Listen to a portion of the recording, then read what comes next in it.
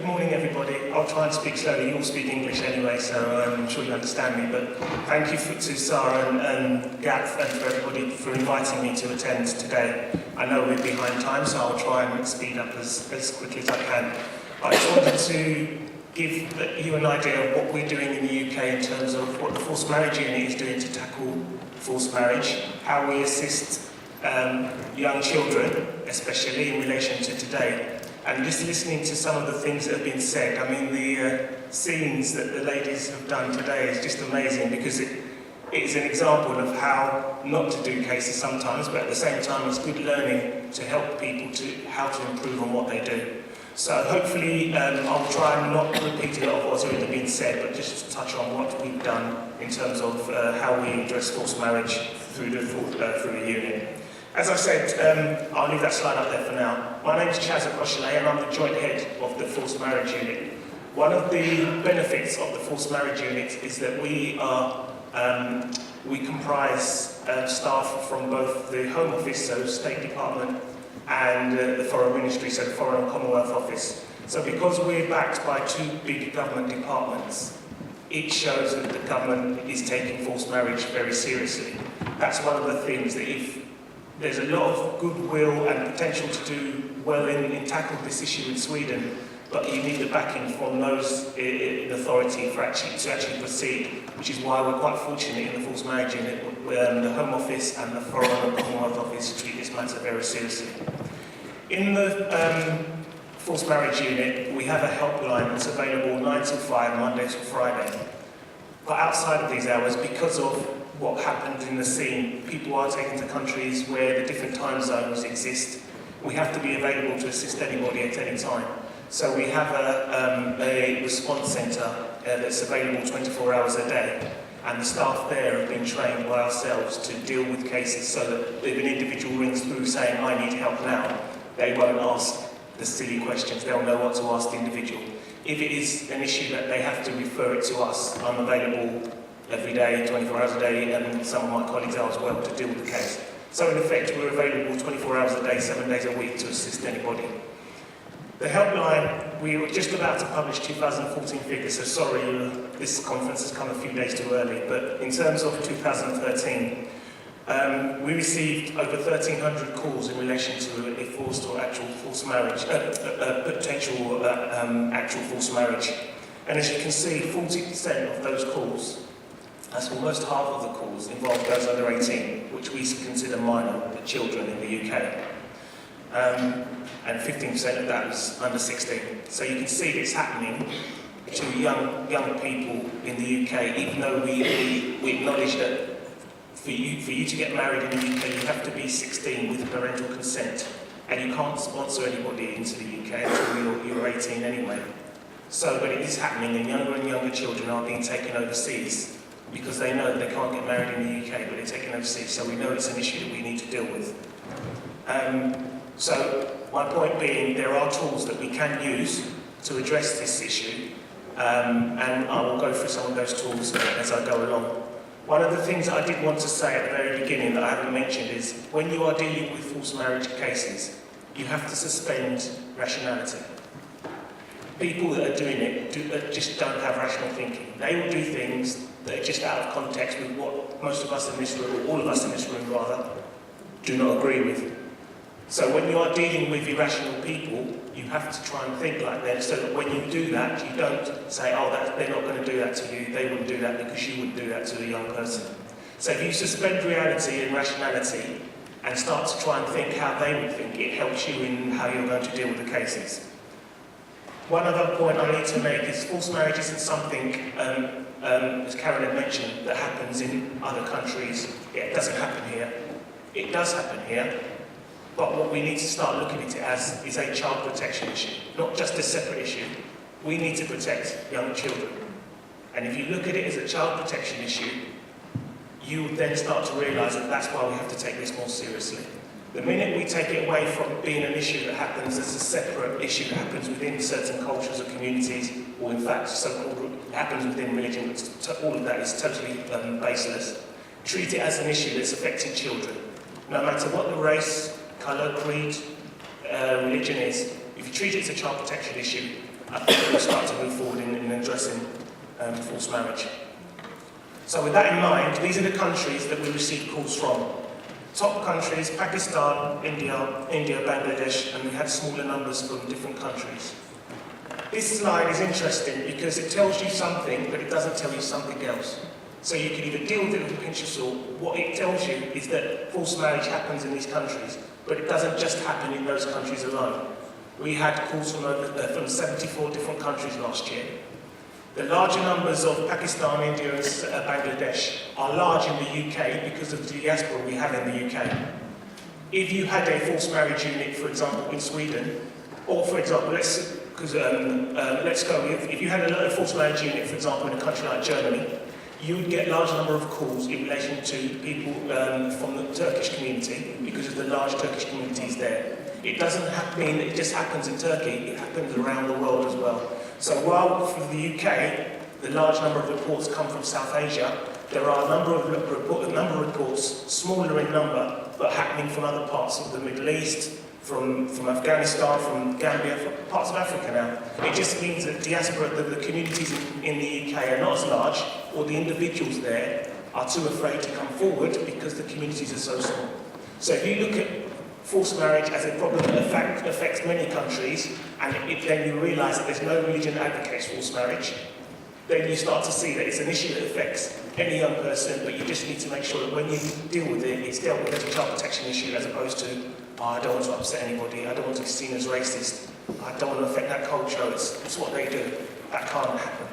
So that's what I just thought I'd just share that figure with you. So what does the team do? We've been established since 2005.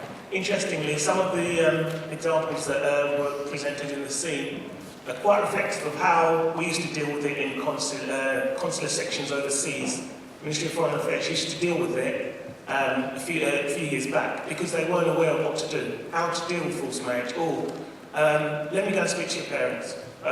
You know what, come in but bring ID. Or they turn up at the embassy or High Commission and we turn them away because they haven't got their passport. Go back home. It's fine. Or, come in with your parents and we'll have a chat about it. All of these things, that's not the done way to do it because these victims have come forward and they've been brave enough to actually come forward. Our role is to support them as best we can, take them seriously at every occasion. So what we do is we're responsible for developing government policy on forced marriage, and I'm proud to say, like yourselves, we introduced the forced marriage legislation this year as well. The new law, it's been greeted, some people are not so much in favour, some are, but when I explain about how the law works, we've tried to make it as a way it doesn't hinder people coming forward, so we've tried to develop the law that way. We raise a lot of awareness, so I'm grateful to those of you in the room that I do know of being invited me back here. I've been to Sweden a few times now, and I'm happy to actually see how things are progressing, and always happy to help if there are things or tools or materials that you do need in terms of what you're doing in GAPF as well. We'd always be happy to support you. We do a lot of casework, and we work both domestically and overseas. So domestically in the UK, we help anybody of any nationality through the helpline. We provide support contacts, a bit like what Sarah was talking about, how you help your victims here. We can work with social services to ensure that they do the right thing, and we've also developed guidance so that they have a tool to which to follow their approach to dealing with young people and anybody that's at risk of forced marriage. In the UK, we will help anybody of any nationality. It doesn't matter your immigration status, we will help you.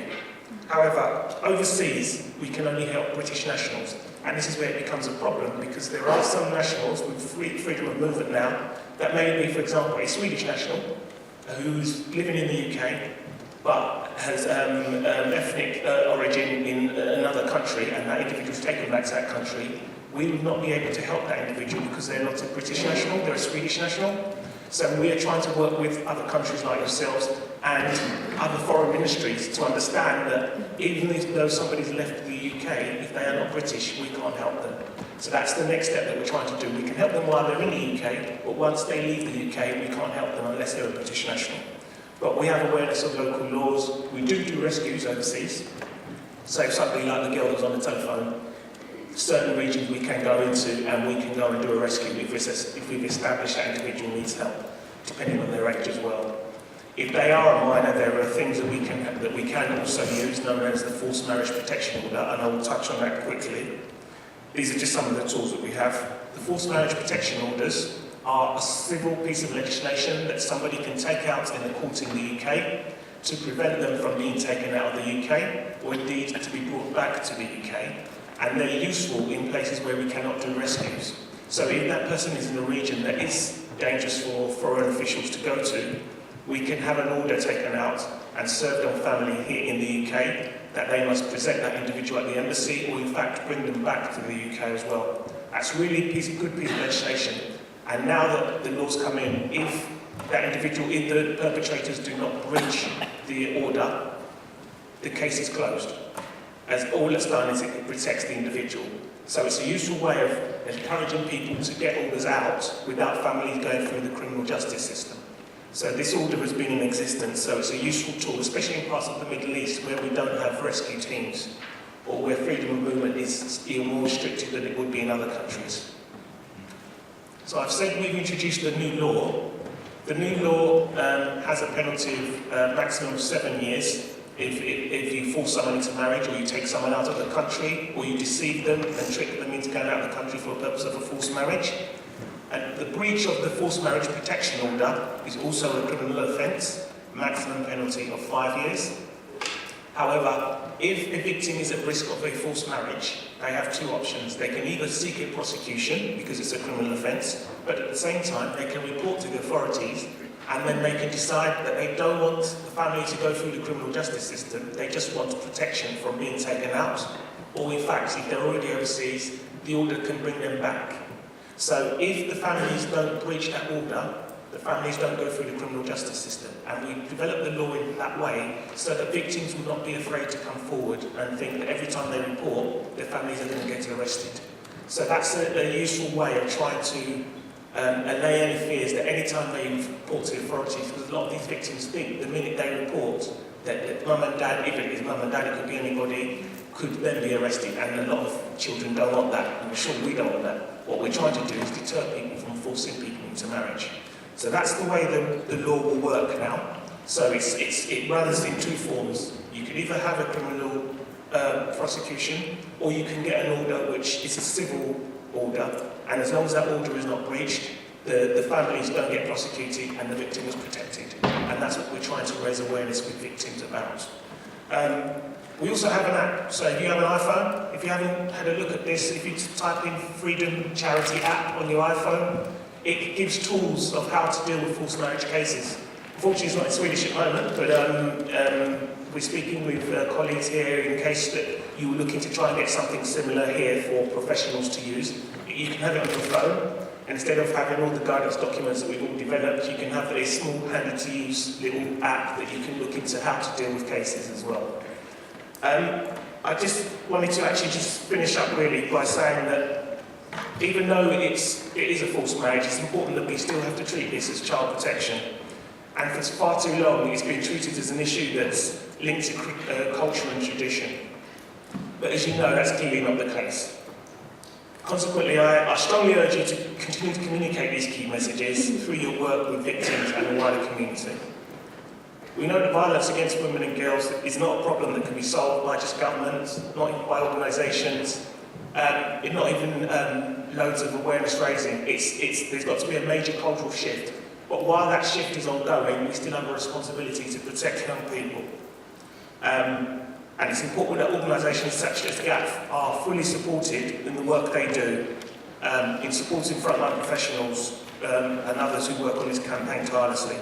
I think in this room, even just being here a few hours, I'm sure it's going to be even stronger after listening to my colleagues from the UK and others in the room, that we all possess the passion and potential to make a difference. So let's continue to work together, encourage reporting of young people, and send a strong message both here in Sweden and actually more globally, that any form of violence against women and girls is unacceptable, and we will take the strongest measures possibly to tackle it. I really apologise if I've spoken too quickly.